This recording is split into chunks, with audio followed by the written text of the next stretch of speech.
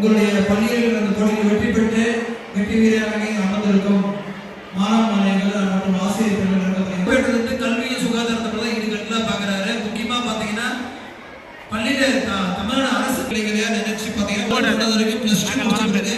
உங்களுடைய உயர்கல்வி படிப்பு தொடர்றதுக்கு இருப்பாதலுக்கும் தமிழ் புதுமை திட்டமாக இருந்தாலும் சரி, புதுமை பெண் திட்டமாக இருந்தாலும் சரி 1000 ரூபாய் மாசம் வழங்கக்கூடிய ஒரு அரசாங்கம் இந்தியாவிலே இருக்கும்.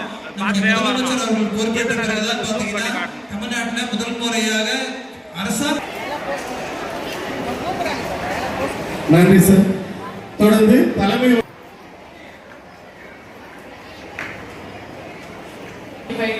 மாவட்ட அளவிலான போட்டிகளை தொடங்கி வைக்க இங்கே வருகை புரிந்துள்ள மதிப்புக்குரிய ஆற்காடு சட்டமன்ற உறுப்பினர் தமிழ்நாடு முதலமைச்சர் ஆணைக்கிணங்க நம்ம எல்லாம் எல்லா டிபார்ட்மெண்ட்டும் பார்த்தீங்கன்னா பிரைம் இம்பார்ட்டன்ஸ் கொடுக்கறது எஜுகேஷன் அண்ட் ஹெல்த்.